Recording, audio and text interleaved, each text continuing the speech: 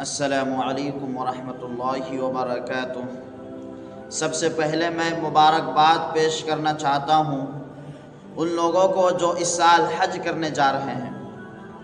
میں دعا کرتا ہوں کہ اللہ تعالی حج پہ جانے والے کے حج کو قبول فرمائے، ان کے سفر میں آسانیاں پیدا فرمائے اور بار بار اپنے گھر کی حاضری نصیب فرمائے۔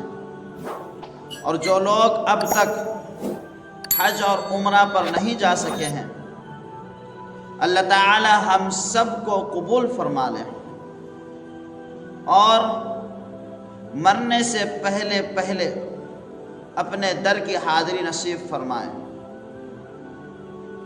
میں دعا کرتا ہوں حج پر جو لوگ جا رہے ہیں وہ اس بات پر بہت دھیان رکھیں، آپ جو حج کرنے جا رہے ہیں یہ بہت عظیم الشان عبادت ہے، یہ ایک عاشقانہ عبادت ہے۔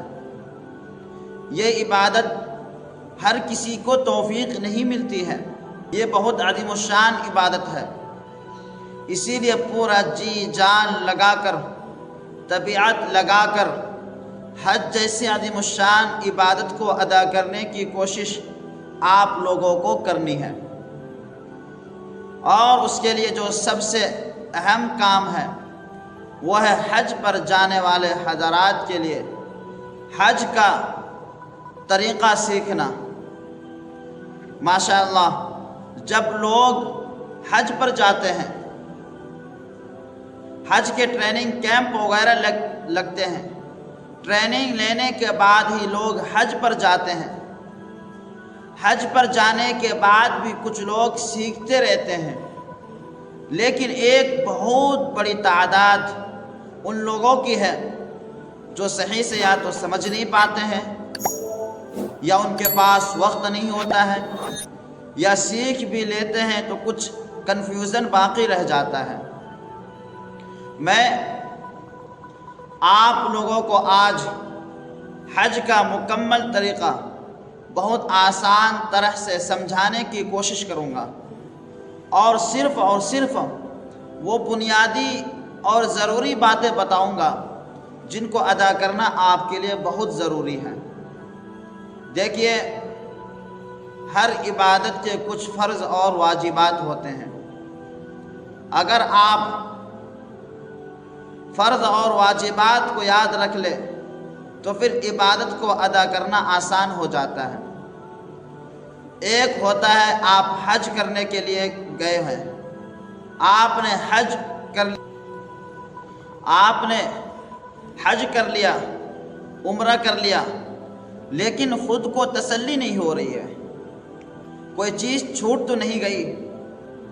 آپ کو وہی بتاؤں گا، یہ وہ چیزیں ہیں جو آپ کو مکمل حج میں کرنی ہے۔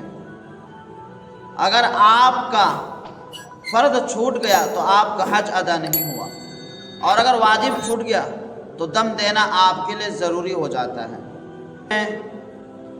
اس لیے میں فرض اور واجبات کو جمع کر کے آپ کے سامنے رکھ رہا ہوں، اس کو یاد کر لیجئے، اس کو آپ اچھی طریقے سے سمجھ لیجئے، اور اسکرین پر فوٹو بھی لگاؤں گا، آپ اسکرین شاٹ لے کر رکھ لیجئے گا تاکہ آپ اس فوٹو کو دیکھ کر حج میں کیا کیا ضروری ہے جو حج کے اندر کرنا ہے۔ حج کی فضیلت آپ سب جانتے ہیں، جو شخص حج کر لیتا ہے وہ گناہوں سے ایسا پاک صاف ہو جاتا ہے جیسا کہ وہ ابھی کے ابھی ماں کے پیٹ سے پیدا ہوا ہے۔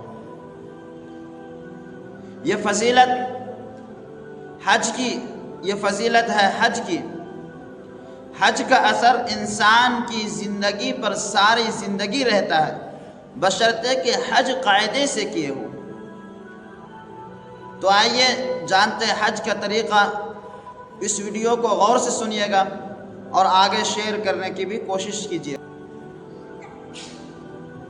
حج کا پہلا دن یعنی 8 ذی الحجہ کو جو کام کرنا ہے وہ میں آپ کے سامنے عرض کر رہا ہوں۔ حج کا پہلا دن مکہ سے مینا کو روانگی، پھر مینا سے آج کے دن حالت احرام میں نماز قصر ادا کرے، یعنی ظہر، عصر، مغرب اور عشاء پڑھنی ہے۔ رات مینا میں قیام کرنا ہے۔ یہ ہے 8 تاریخ کا حج کا پہلا دن۔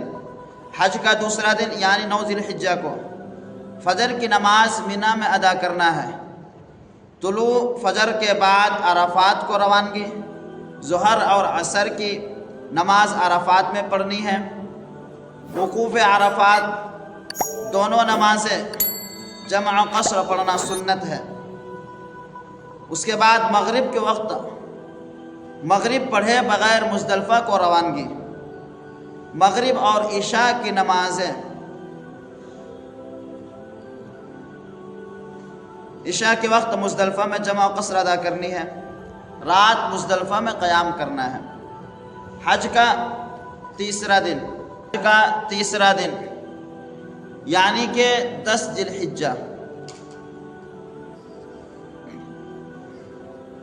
مزدلفہ میں فجر کی نماز کے بعد طلوع آفتاب سے پہلے مینا کو روانگی، اس کے بعد شیطان کی رمی کرنا، قربانی کرنا، سر کے بال اتروانا یا منڈوانا، اس کے بعد احرام اتار لے اور غسل کر لے، خوشبو لگا کر طواف و زیارت اور سعی کو مکہ جائے، رات مینا میں قیام اور قصر نمازیں ادا کریں۔ چوتھا دن یعنی 11 ذی الحجہ کو مینا میں تینوں شیطانوں کو رمی کرنا، زوال کے بعد سے غروب آفتاب تک۔ پہلے چھوٹے شیطان کی رمی کرنا، پھر درمیانی شیطان کی رمی کرنا اور آخر میں بڑے شیطان کی رمی کرے۔ طواف و زیارت سعی کل نہیں کیے تھے تو آج کر لے۔ رات مینا میں قیام کرنا اور نمازیں قصر ادا کریں۔ حج کا 5واں دن یعنی 12 ذی الحجہ کو مینا میں تینوں شیطانوں کو رمی کرنا، زوال کے بعد غروب آفتاب تک۔ پہلے چھوٹے شیطان کی رمی کرنا، پھر درمیانی شیطان کی رمی کرنا اور آخر میں بڑے شیطان کی رمی کرنا۔ طواف زیارت کل نہیں کیے تھے تو آج کر لے اور مغرب سے پہلے مینا ضرور چھوڑ دیں۔ اگر مغرب مینا میں ہو گئی تو 13 ذی الحجہ کو بھی کنکری مارنا آپ کے لیے ضروری ہو جائے گا۔